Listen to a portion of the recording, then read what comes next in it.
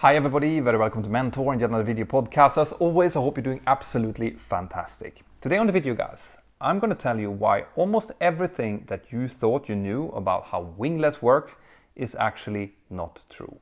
I'm also going to talk about what this has to do with the latest Airbus concept of freely flapping wingtips and what sex appeal has to do with any of this. Stay tuned. Wind 31016, third one right, right on. Third land, 31 right. Delta 260. Yes,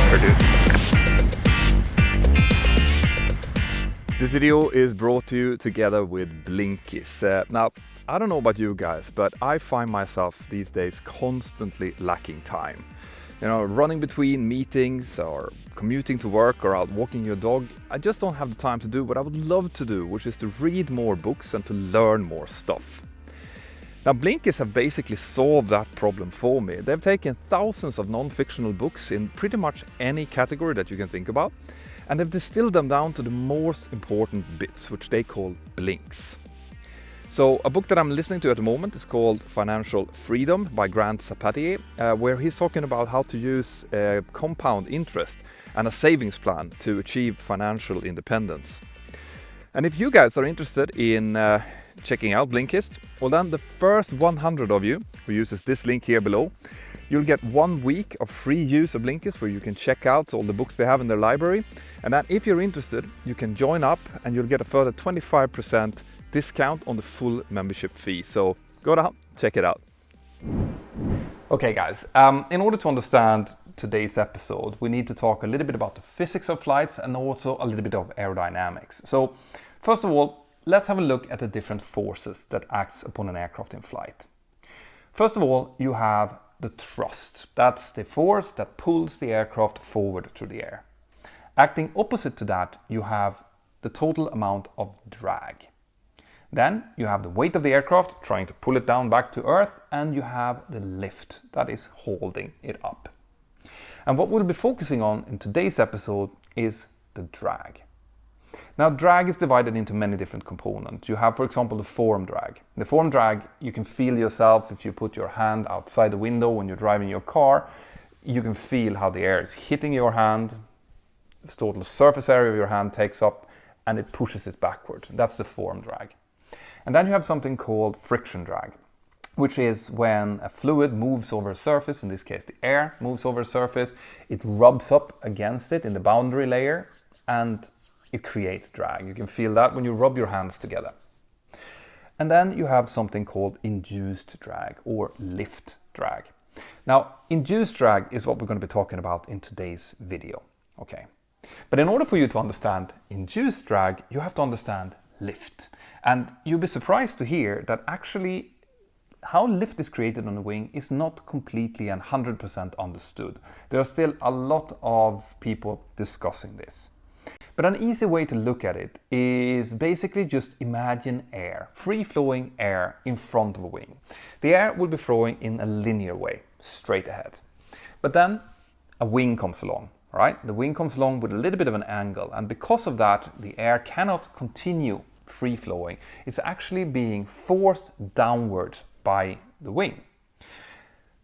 And here is where the first component of lift comes in. Newton's third law of physics, which is basically every action has an equal and opposite reaction. So if air is being forced downwards, creating a downwash, well then there will be a force acting on the wing upwards, which is part of the lift. But another thing that will also happen at the same time is that the wing is kind of creating a circular motion. So the air was flowing in a linear motion first. Because of the downwash that's being created by the wing, it's now a circular motion happening. And this circular motion will increase the speed. It will work together with the airflow on the top of the wing. And on the bottom of the wing, it will work opposite to the airflow. So that means that the air will accelerate on the top of the wing and it will decelerate on the bottom of the wing. And when this happens, if you look at Bernoulli's theorem, which talks about how fluid changes pressures with speed inside of a tube, the same thing will happen to the air, which is that as the speed increases of the air, the pressure will decrease and as the speed decreases of the air on the top, on the bottom side, you will have an increase of pressure. So now you have higher pressure below the wing, a lower pressure on top of the wing. That will also create lift. So how these two components works together, that's where the discussion is taking place. However, what we do know is that nature doesn't really like pressure differences. All right? It wants to try to create an equilibrium. This is true both for wing, but it's also true out in nature when you see, for example, high and low pressure affecting weather, hurricanes, tornadoes, things like that. So if there's now a high pressure under the wings, the air will try to escape from the high pressure to the lower pressure. And because the wing is moving fast through the air, the easiest way for this movement to happen is alongside of the wing and around the wingtips to the top. Okay? So this movement of air is called a spanwise movement because it moves along the wingspan of the aircraft. It doesn't move across the wing, it moves along. So it's a spanwise movement. And this movement will increase if you take out a lot of lift from the wings. It kind of makes sense. The more lift you take out, the bigger the pressure difference will be, the more this movement will happen. But also, it will increase with lower speed. And that has to do with the fact that with higher speed, there will just be less opportunity for this spanwise movement to happen. So, low speed, a lot of lift being taken out of the wing, higher spanwise movement. So this is actually the induced drag because any movement has to be taken from somewhere. And if you have a lot of movement, it means a lot of energy needs to be taken from somewhere to create this movement. This energy is taken from the aircraft, hence drag. Okay? And just to give you an idea of how much drag we're talking about, if you look at an aircraft that is rolling down the runway, as the aircraft is on the ground, there will be no induced drag. All right? There will be no spanwise movement. The only drag that the aircraft is experiencing then is the friction drag from the wheels, the friction drag from the air that's moving over the aircraft, and the form drag. But as soon as we start rotating, as soon as we start asking the aircraft to fly, now the amount of induced drag will shoot up and it will go from 0 to 85% or close to that of the total amount of drag of the aircraft. So this means that if there's a way for us to decrease this drag, to stop this drag from happening, we will be able to take off with more weight, we'll be able to take off at shorter distances, or we might be able to use less engine thrust to take off with the same weight, which means less amount of fuel needed, which means more money in the pockets of the airlines. So here we come to the crux of this. Now, it has been shown that there are different ways to reduce the induced drag. And there are basically two ways. Either you go faster, you don't really have a choice with that when you're taking off or landing, or you increase the wingspan of the aircraft. If you increase the wingspan, it'll be basically more work for the air to move out along the wings, so there will be less of that movement happening. And you can clearly see that on, for example, glider aircraft. Glider aircraft tend to have an extremely high, what we call aspect ratio, which is the ratio between how wide a wing is and how long it is. So back in the 70s and 80s, where we had the fuel prices rising, the aircraft manufacturers started looking into ways to make the aircraft more efficient. And one of the ways that they looked at is, can we actually do something about the induced drag? And they started looking into different designs of, for example, wingtip devices.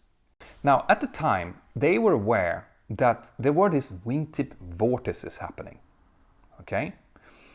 The wingtip vortices, they thought maybe these vortices is actually the cause of the drag. What if we can create something on the tip of the wing to stop these wingtip vortices from happening? Maybe we can then reduce the amount of induced drag.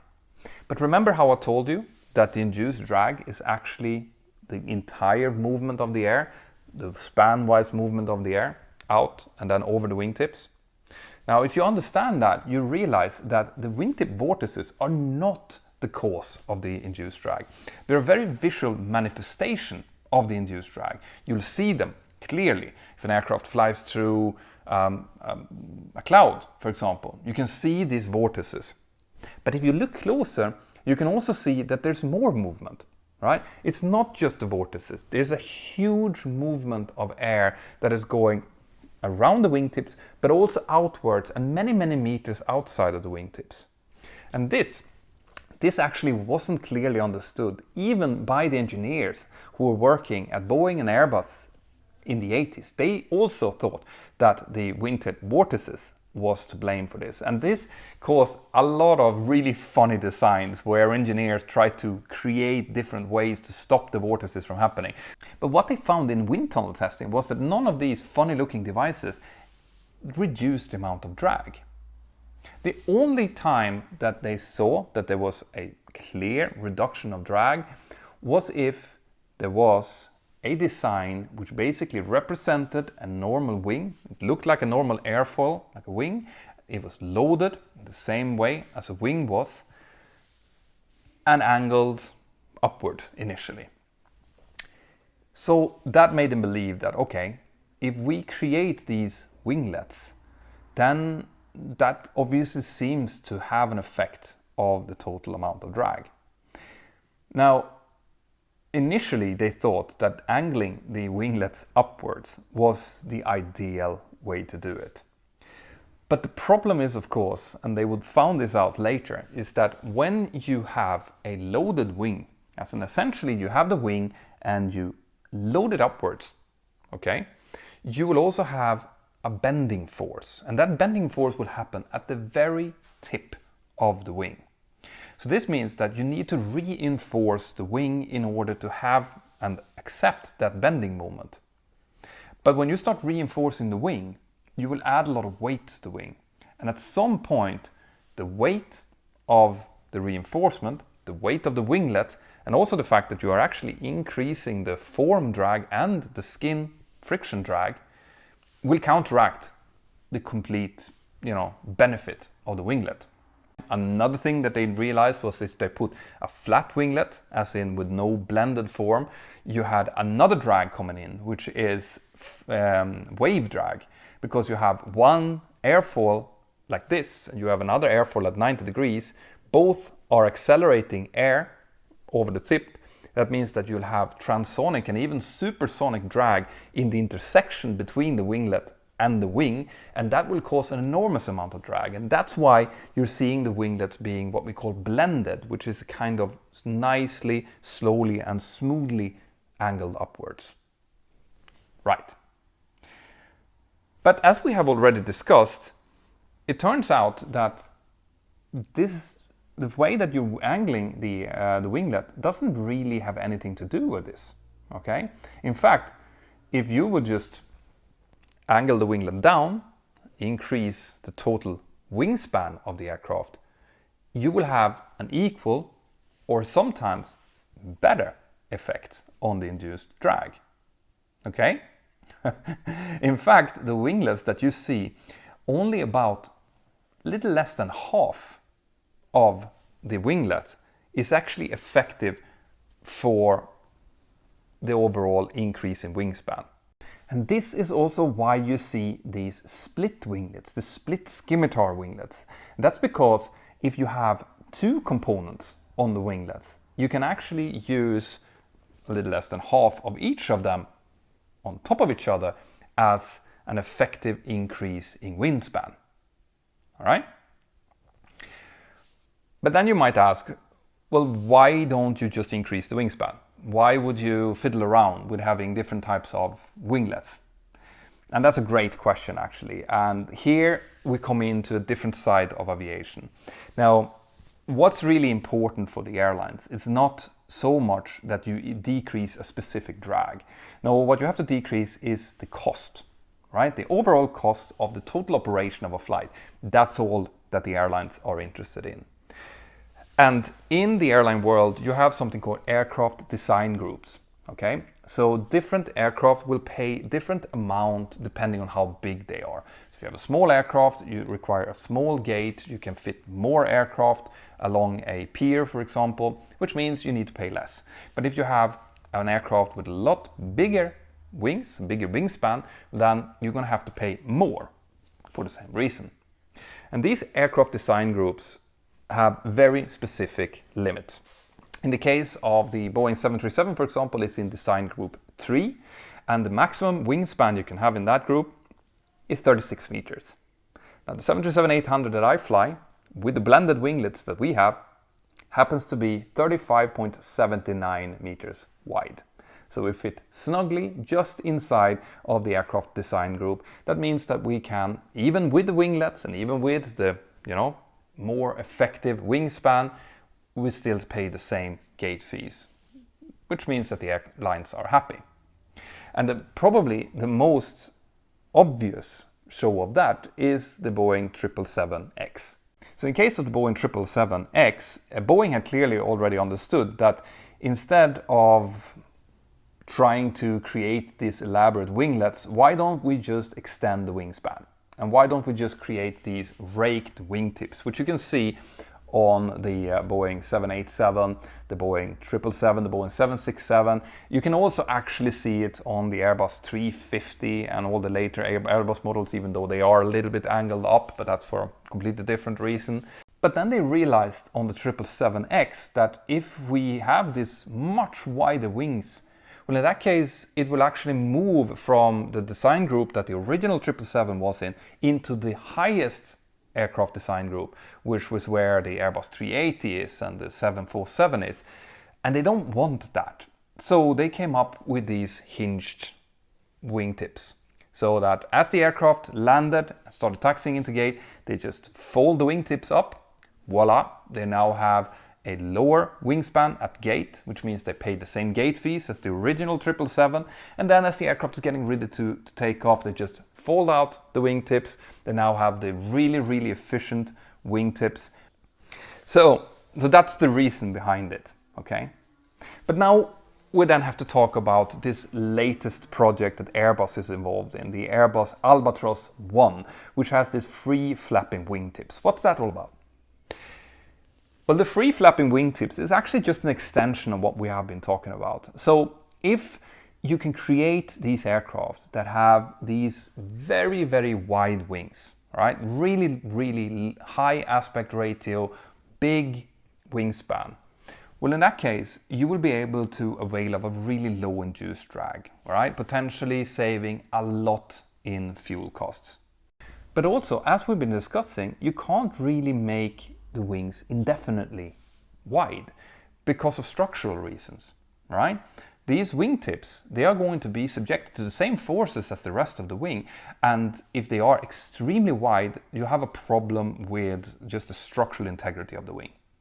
So what Airbus is actually doing is they have put these hinges on the wingtips, creating these low weight, really, really, really wide wings. And they'll be able to fly with the wingtips fully down and locked when the conditions are right. But if they would enter up in a gust, for example, or if the wingtips are starting to become more loaded, well, in that case, they'll be able to unhinge them. And the wingtip will be able to free flow. And when the wingtip free flows, it means that it's not loaded, it means that it's not transferring all of these forces to the rest of the wing, which means that you can create these really low weight, wide wings that still works and are still efficient. So that's where the free flapping wingtips of the Airbus Albatros 1 comes from. Really interesting concept, looking forward to see more about it. But there are more really innovative firms out there. There is a firm called Tamarack Aerospace who is working together with the Cessna Citation to create wingtip extensions for the Cessna Citation. And they have created a wingtip extension that has essentially some small rudders attached to the extension. So when you attach these Tamarack Aerospace wingtip extensions to the Cessna, you don't need to reinforce the wing. Because these little rudders that are acting out there, they will do essentially the same as the Airbus is doing. When there is a gust, when there's a high load on the wingtip, these rudders will act to take the load away from the wingtip, essentially making it safe to continue to fly. There will not be a structural problem with it. So people are looking into this, and I find it fascinating the way they do it. But I also promised you guys that I was going to tell you what sex appeal had to do with any of this. And it was quite funny because I was talking to a friend of mine, Björn Fehrm, in preparation for this episode. He works for Leham News. There's some excellent links here in the description of the video. If you want to check them out, I highly recommend you to do so. I basically asked him that, you know, if the aircraft manufacturers knows that the best way to stave off induced drag is just to increase the wingspan, the aspect ratio of the aircraft, how come that we don't just see private jets, for example, with wider wings? Like, they could easily do that. They don't need to care about the aircraft design groups or anything. Why do they keep using winglets? And he basically laughed and said, well, when the manufacturers tried to do this and they showed off to the customer how the aircraft would look, the customer would always just say, well, it doesn't look as sporty as the other jets. Can't you, can you not get them with winglets? They look really, really sexy and cool with winglets.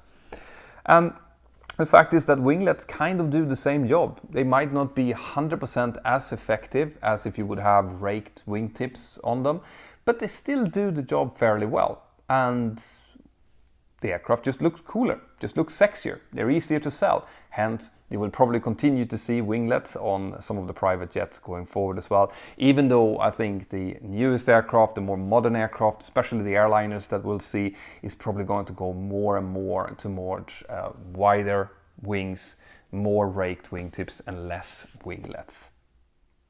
So, to summarize, guys, the induced drag is actually not created by the wingtip vortices. The wingtip vortices is just a manifestation of the overall span-wise flow that's creating the wingtip vortices, but also creating much more movement. So the way to counteract that is to increase the aspect ratio and the overall wingspan of the aircraft. You can do that with winglets, split scimitar winglets, but you can also do it with raked wingtips, getting essentially the same kind of effect from it. And I'm expecting that we'll see much more in this area going forward.